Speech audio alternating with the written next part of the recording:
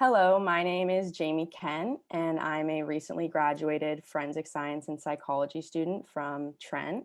My research project was identifying best practices for a resource approach to complex client populations within the Halliburton Kawartha Lakes Pine Ridge region.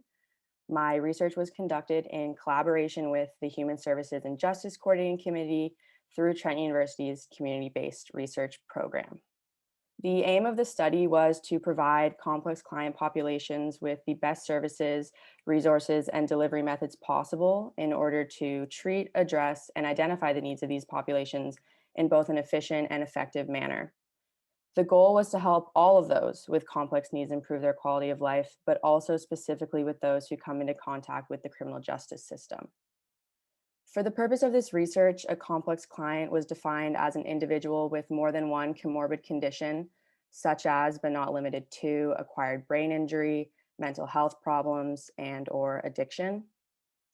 These individuals have several barriers to accessing care services and are often deemed challenging to support. And because of this, they receive little assistance from the community. There is a large number of people who can be defined as a complex client, as 1 in 5 Canadians will face a mental health issue or addiction problem in a given year. In addition, those with mental illness are 2 times as likely to have an addiction problem, and those with an addiction problem are 3 times as likely to have a mental illness, demonstrating how significant this truly is. The research questions I set out to answer were as follows. First was to determine what the best practices used by other organizations were to support complex populations. Second was to determine what strategies other communities have implemented to provide greater resources and support to complex clients.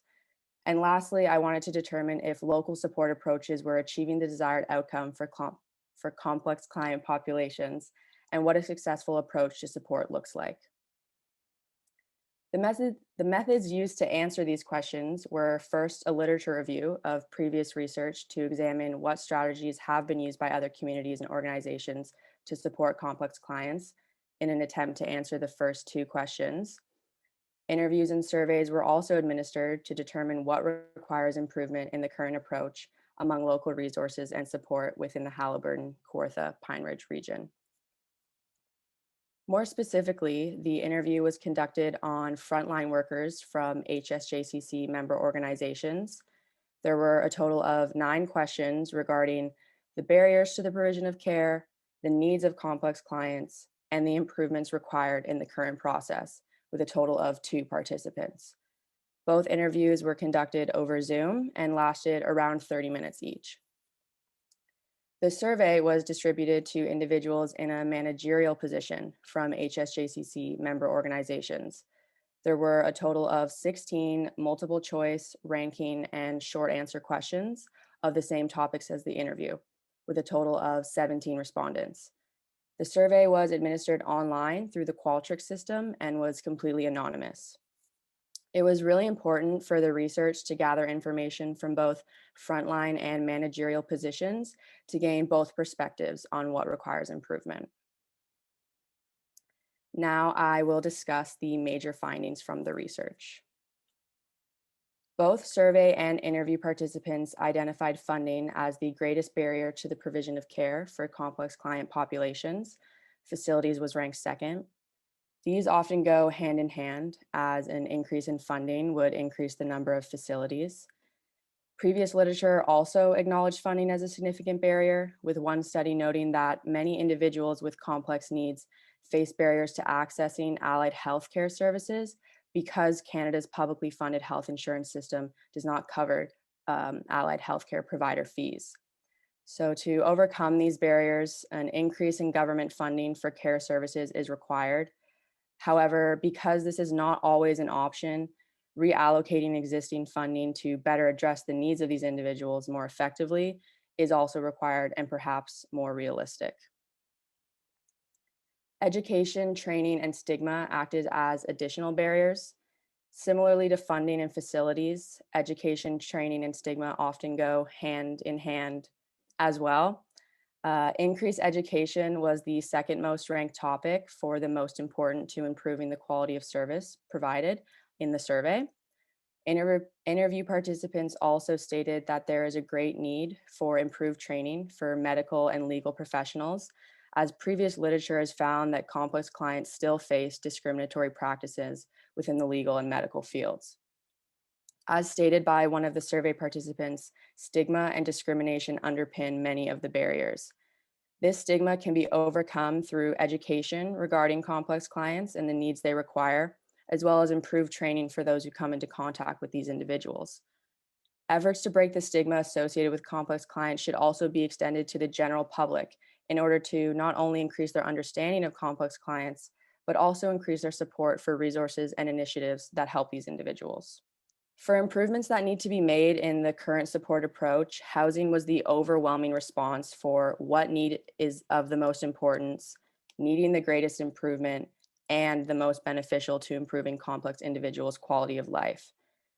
Both interview and survey participants stated that there is not only a dire need for more safe and affordable housing within the area, but also a need for 24/7 support within these housing units. A 9 to 5 approach to support does not work for complex individuals. It needs to be changed from on call to on site. Interview and survey participants noted how the Fred Victor model in Toronto and housing in Lindsay both offer housing with support services within the same building, and in turn are effective at providing immediate support to those individuals. The simple and rather obvious answer to fix this issue would be more government funding in order to build these shelters and equip them with properly trained staff. However, what it really comes down to is safe and affordable housing that effectively addresses the needs of complex individuals becoming a priority, and the normalization of housing as a human right rather than a luxury. Next, a number of general improvements within the current approach were noted by interview and survey participants. One of the interview participants stated that there needs to be an overhaul of mental health services at the hospital level, specifically at Peterborough Regional Health Centre, stating it does not work at effectively supporting complex individuals. Previous research stressed the importance of a harm reduction model of care with a client-centered approach for complex clients. A harm reduction model of care bases the provision of care on client-identified goals in order to meet them where they're at, without requiring a complete change of behavior. This type of model can provide support to individuals which may not have been accessible to them before due to strict eligibility criteria. As one interview participant outlined, for example, some substance use services require an individual to be 100% clean to access support, which is just not realistic. If an individual is reaching out for help and they're committed to making change, they should be provided support. And these programs need to be designed to meet these individuals where they are at. Previous research also stressed the importance of developing a strong therapeutic relationship between service provider and client, as well as the addition of meaningful daytime activities into treatment plans for service programs. People with complex needs, specifically those with mental illness, are more likely to be arrested by police than the general public. And because of this, there's an overrepresentation of people with mental illness within the criminal justice system. Pre-diversion programs could help to combat this by diverting individuals with complex needs away from the criminal justice system and towards support services. One of the interview participants noted one of these programs offered through the Elizabeth Fry Society for women who are caught shoplifting. There needs to be more of these diversion programs within the area, as they are not only effective at redirecting these individuals away from criminalization, but they also connect complex clients with the support services they require assistance from. The Criminal Mental Health Project is a great example of this. It runs out of Miami, Florida, and was actually developed by a judge who was tired of seeing the same people cycle through his courtroom. It offers both pre-diversion, which divert individuals away from the criminal justice system as opposed to being charged, and post-diversion programs, which identifies people who have been booked into the county jail that are in acute psychiatric distress and transfers them to community-based organizations for treatment. In addition, the program also provides 40 hours of training to police officers on how to recognize and de-escalate a mental health crisis. For those complex clients that have been charged, a harm reduction model of probation needs to be adopted. As outlined by one interview participant, placing an individual with complex needs on probation is practically setting them up for failure. Complex individuals' lack of compliance with probation terms should not be seen as defiance, but as a failure of the system to properly account for their needs. Peer support programs can help with this. One of the interview participants discussed a new possible peer support program for those on probation with substance abuse disorders. Usually, individuals will be required to meet with a counselor, and if they weren't comfortable doing that, it would be considered failure to comply with their probation conditions. This program now offers them an opportunity to meet with people who have the same lived experience as them as part of their probation, as opposed to meeting with a counselor. Previous research has studied the effectiveness of support programs and found that they are not only effective at reducing recidivism rates for people with mental illness, but they also provide support for complex clients in their re-entry into the community. Perhaps the biggest takeaway from the current research is the need for more service provider collaboration. Because complex clients have comorbid and concurrent conditions, they often require support from multiple community-based organizations. And so collaboration between these parties is required to provide them the best support possible. A number of previous literature has stressed the importance of service provider collaboration, and this was also found among both interview and survey participants. Both participants identified a need for greater collaboration among local service providers. As you can see in the graph to the left, in the survey, when asked to rank how much they agree with the statement, service provider collaboration for complex client populations would improve the care and resources provided to complex client populations, all participants agreed with the statement. There is a great need for a model of collaboration for local service providers. And although the Central East LIN requires organizations funded by the LIN to sign on to a model of collaboration, as discussed by one of the interview participants, there needs to be a model of collaboration that involves all parties and personnel that work with complex client populations. These are some powerful quotes from participants that I think are important to quickly discuss that really demonstrate how great this need for service provider collaboration is. First, agencies need to stop prioritizing how they look in the community and how they look to other agencies and instead focus on what they can do to help folks that are struggling. I wish all agencies in the community would work together collectively to ensure that needs are being met through every facet. If we all get to the same table, we all have the same desire to promote change and to support people. So let's start talking. It's all going to come down to in this community communication and us working together 100%. And I think that we're all still working in silos for the most part, protecting our budgets, protecting our funding. And at the end of the day, that's never going to work. So I know that's a lot of information to digest. So to quickly summarize, these were the major findings and recommendations from my research. There needs to be an increase and reallocation of funding to better address the needs of these populations, as well as an overall increase in education on complex client needs. There needs to be specialized training on complex clients, specifically for those in the medical and legal fields, as well as the elimination of the stigma associated with complex individuals. There's a need for more safe and affordable housing for complex individuals with 24/7 on-site support, an overhaul of mental health services at the hospital level, as well as a harm reduction model of care with a client-centered approach for service programs. There needs to be more pre-diversion programs for those with complex needs who come into contact with the criminal justice system, a harm reduction model of care for complex individuals on probation, as well as peer support programs for complex clients on probation, and overall an increase in service provider collaboration among all parties involved in the provision of care. So the greatest challenge for me was the small sample size. As I said, only 2 participants for the interview and 17 for the survey. There were a lack of individuals who wanted to participate in the interview. It's a busy time of the year. I understand that. So I'd say that was my biggest challenge. However, I still think it's important to note that although it is a small sample size, the findings from this research are still reliable and a valid depiction of what needs to be improved in the area from those who know it best. So because this is the first of a multi-year study, the future steps I think would just to be investigate how to implement these changes mentioned within the Halliburton, Kawartha Lakes, Pine Ridge region, again, using a larger sample size. Specifically, I think 24/7 on-site support within housing units should be investigated, as well as a harm reduction model of care for service programs, pre and post diversion programs, and a model of collaboration for all local service providers.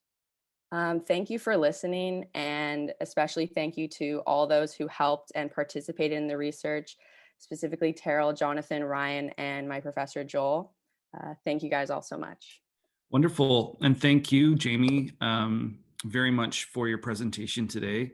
I think you've done a very good job of describing a very big challenge that we have across our communities in the region. And I applaud you for that, because I don't believe it was an easy task. I wanted to just obviously thank you again for the hard work and the effort that you've put into this research. I know that you started last fall, and have put in several hundred hours to completing the research. I wanted to just circle back to one of the challenges that you identified with the sample size, and as it is intended to be, multi-year research. I wondered if you had some recommendations for your future self, or if you were to have looked back 8 months, would you have done something differently in terms of maybe trying to, I don't know, possibly just access or secure a larger sample size? Do you think that the research may need to be modified in the future to accommodate certain challenges that community members might have? Yeah, I think for anyone doing research in the future for this project or in general, expect that the amount of people you want to interview or survey is going to be lower. So I think that what I would have done differently is definitely sort of maybe got a handle on grabbing the participants a little earlier. So I Mm, would have had wiggle room in terms of people who couldn't make the initial date of the interview and things like mhm, that. So I definitely think just trying to get the feelers out there a little earlier in the year, like January, mm. just so you do have like those backup dates for the people that can't make the original, and Yeah, just so you can have a larger sample size, I think. yeah, great. I think that's an excellent suggestion. And um, yeah, and maybe introducing your research, to some of those groups early on, and just as the research is coming to fruition, right, in terms of your ethics and those components. So wonderful. Thank you very much, Jamie. And I know we have Jonathan and Terrell with us today, and I imagine they probably have some questions and comments as well. So I'll turn things over to the two of you. Good morning, Jamie. Thank you so much for your great presentation.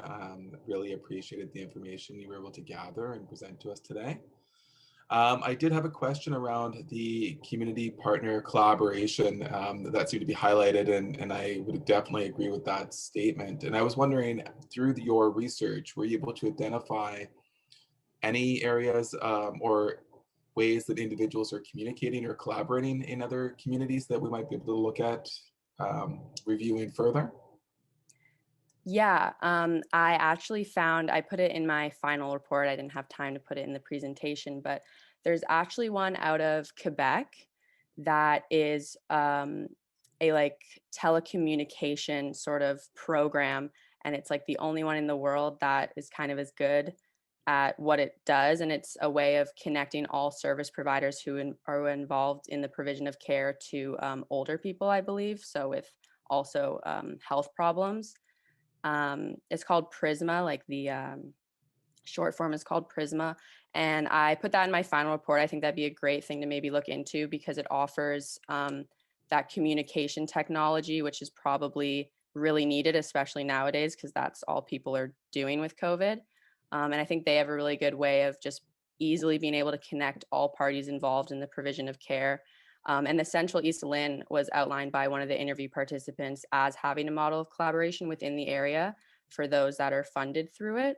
However, there's still other organizations and other personnel that are involved in the provision of care. So I think that'd be a really interesting thing for future students to specifically research, looking at what other communities or the organizations around the world are doing specifically, because I think that's probably the greatest need right now in the area is just a model of collaboration for everyone involved. Great. And just a follow up to that, actually, is something you just mentioned there, and I wanted to know if you saw this as an issue, the fact that multiple organizations have different funders. So that sounded to be something you just touched on right there, and if that came up at all. Yeah, a little bit. Just that when I was talking with the interview participant, she said that's great that there's this model of collaboration through the Central East LIN, but there's so many organizations that aren't funded by them. So we kind of can't have just like little funders model of collaboration. We need like an umbrella for everyone. Great, thank you. Yeah, just to follow up, the complex population that you've explained. Thank you, Jamie, for your research. This is really good information for us to have, those of us who are working with a complex population. As we are working with them, we may be funded through health dollars, we may be funded through the justice system, so finding a way. It sounds like that's maybe one of our next questions for next year's research. What is that going to look like specifically, or what could it look like? So I appreciate that it was the time that you've taken and how difficult it was during a pandemic to do this research, but thank you so much. Thank you guys for giving me the opportunity. Thank you. Wonderful. Well, thanks again, Jamie. And we're looking forward to hearing more from you down the road. And please don't hesitate to reach out to us. And hopefully there'll be an opportunity as well in the future for you to interact with the HSJCC members and speak to them further about your research. So thank you. Thank you.